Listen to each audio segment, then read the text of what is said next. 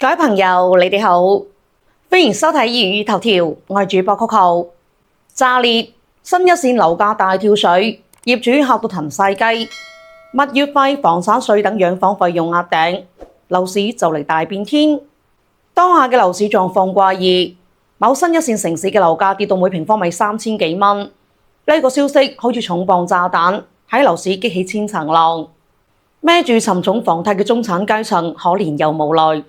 佢哋曾經為咗美好生活買樓，以為房產係家庭財富嘅保障，但係就遭遇咗樓價暴跌、資產縮水，每個月嘅房貸好似達摩克利斯之劍咁高懸，壓到人唞唔到氣。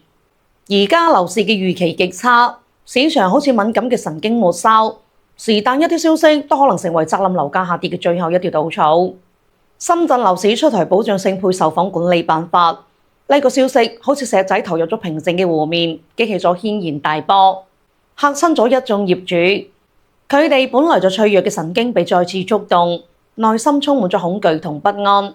覺得深圳樓價又要下跌。該管理辦法喺佢哋睇嚟係不祥預兆，預示住樓市將迎嚟新一輪嘅寒冬。好多人好似韭菜咁樣被市場無情收割。保障房相關事宜在2021年就有咗規劃同政策出台，但係業主嘅記憶差到離晒譜，好似啲魚咁只得7秒鐘嘅記憶，完全唔記得呢樣嘢，對市場變化毫無準備，一有咩異郁就驚慌失措。2021年，一位房產資深人士專門寫長篇文章提醒大家要關注保障房政策對樓市嘅影響，之後仲隔一排提及，試圖叫大家保持警惕，而且後尾相關部門將3條線入邊嘅共有產權房變成配售房，呢一系列嘅政策調整都係為咗保障房嘅推出同推廣做鋪墊。睇得出保障房並非係忽然間飆出嚟嘅，而喺2021年下半年就開始緊鑼密鼓咁籌備同推進。而家呢件事又被大肆宣揚，係因為樓市再次遇冷，樓價再次下跌。當樓市陷入低迷，樓價開啟下跌通道，好多業主嘅心態崩潰，變得極其敏感脆弱。利空消息就會令到佢哋好似驚弓之鳥咁緊張。深圳保障房事件將佢哋嚇咗一跳，令到佢哋對樓市嘅未來更加悲觀絕望。類似嘅情況仲有房屋養老金政策。本來房屋養老金收嘅費用唔多，只不過作為房屋大修基金嘅補充，但係亦都嚇親咗樓市嘅好多人。佢哋淨係睇到眼前嘅費用支出，冇考慮到政策背後嘅長遠意義同埋對樓市嘅整體影響。呢個係因為樓市嘅熱度太低，利空消息一出，大家就嚇餐死，成個市場都瀰漫住恐慌同悲觀情緒。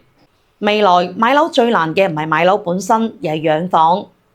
隨住社會發展，人口結構變化，人口越嚟越少成為不可逆轉嘅趨勢。大城市亦都會面臨人口不足嘅問題。人口減少之後，大城市底層嘅房屋，即係老破小、剛需房嘅樓價將會受到嚴重衝擊。2021年，老破小、剛需房同保障房需求就出現重疊，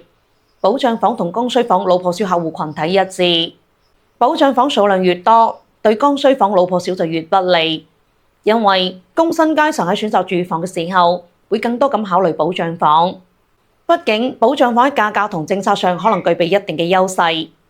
咁樣一嚟，剛需房老破小嘅市場需求就會減少，價格亦都會隨之下降，甚至有可能會出現剛需二手樓、老破小二手樓樓價比保障房樓價仲要低嘅情況。而家一啲城市已經有呢啲情況出現，譬如話鄭州嘅老破小。鄭州係河南嘅省會城市，實力喺2線城市當中唔算弱，背後有河南1億人口嘅龐大市場，常住人口1300萬，每年人口流入10萬左右。GDP 排名比西安、合肥等網紅2線城市都仲要高，又係國家9大中心城市之一。但就算係咁，鄭州嘅老破小剛需房嘅樓價仲係被打得好低。鄭州而家三環內地鐵口，好多老破小嘅樓價已經跌到咗3000、2000蚊每平方米。而鄭州嘅配售房樓價係6000蚊左右，商品新樓價格喺12000到17000之間。配售房係按照商品新樓價格定嘅，所以配售房嘅價格比老破小樓價都仲要高。鄭州嘅人工再低，一個月4000蚊都仲係有嘅。由首期同月供嘅角度嚟睇，買呢啲老破小並唔難，但係未來買得起呢啲老破小，要養呢啲老破小嘅時候就冇咁容易啦。因為未來大城市嘅房屋，至少要面臨3種費用。物業費係維持小區正常運轉嘅硬性開支，只要係小區，想要小區環境好少少嘅，就當然要繳納物業費。物業費用於小區嘅日常維護，包括綠化養護、衛生清潔、安保巡邏等等。未來隨住人力成本越嚟越高，小區嘅物業費只會越嚟越貴，好難下降。雖然而家可以睇到啲爽文，話某某小區嘅物業費降咗，但係整體嚟睇，降物業費嘅小區實在太少啦。房屋養老金係用於維護房屋本身嘅費用，物業費用於維護小區公共區域，而房屋養老金用於維護自己嘅房屋。房屋嘅樓齡老咗，房屋管線老化，出現各種問題，就要用呢筆錢嚟進行維修同改造。而家舊房改造其實係地方上邊有錢，免費將呢樣嘢做咗，但係未來錢會越嚟越緊張，舊房改造嘅錢就要靠自己。就譬如話，而家房屋成咗危樓嘅話，係免費幫手處理嘅，但係未來就要自己用呢個房屋養老金嚟處理。呢筆錢避免唔到，係保障房屋安全同正常使用嘅必要支出。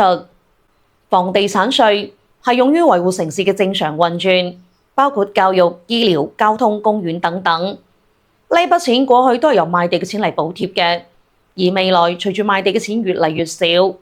大城市嘅呢啲教育、醫療、交通、公園等維護又需要大量嘅錢，咁呢筆錢就要靠房地產稅嚟補充。譬如學校，幾乎所有嘅學校都係蝕錢嘅，老師嘅人工都要靠財政嚟補貼。學校嘅收費咁平，根本就養唔起咁多老師。地鐵大部分亦都係蝕錢嘅，公園免費俾大家去玩，呢啲背後都需要大量嘅資金投入。以前有賣地嘅錢，但以後賣地嘅錢越嚟越少，房地產稅就肯定會有。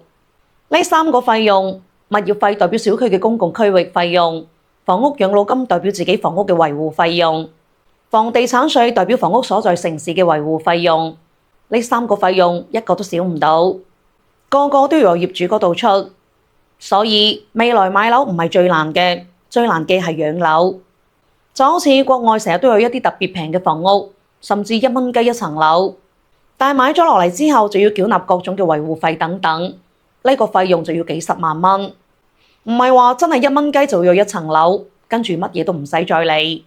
外國嘅樓價收入比高，鬼佬買樓容易，但係佢哋好多人都唔買樓，亦都係因為買樓容易，養樓開支太大，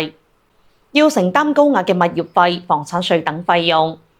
呢啲費用加埋一齊，可能仲貴過買樓嘅成本。我仲係嗰句，如果樓價冇保障，咁樓市就同股市差唔多。喺股市揾錢有幾咁艱難，喺樓市入邊揾錢就會有幾咁艱難。喺股市當中，投資者需要面對市場嘅波動、公司嘅業績變化、宏觀經濟環境嘅影響等諸多因素。想喺股市當中獲利並非易事。同樣喺樓市當中，如果樓價冇普遍上升嘅趨勢，投資者就需要面對樓價下跌、租金回報率低、養房成本高等問題。要想通過投資房產實現財富增值，亦都會變得非常艱難。當下嘅樓市正處於一個關鍵嘅轉折點，無論係業主定係買樓人，都需要重新審視自己嘅決策同策略。對於業主嚟講，要調整好心態，理性睇待市場嘅變化，做好長期持有嘅準備，同時亦都要考慮到養房成本對資產收益嘅影響。對於買樓人嚟講，唔可以淨係關注樓價嘅高低，仲要綜合考慮房屋嘅品質、地段、配套設施同埋未來嘅養房成本等因素，作出更加明智嘅買樓決策。只有咁樣，先至可以喺呢個複雜多變嘅樓市當中，揾到屬於自己嘅安身之所同投資機會。今期就到呢度，我哋下期不見不散。如果鍾意我哋嘅節目，請點個讚、關注、訂閱支持我哋，多謝晒，拜拜。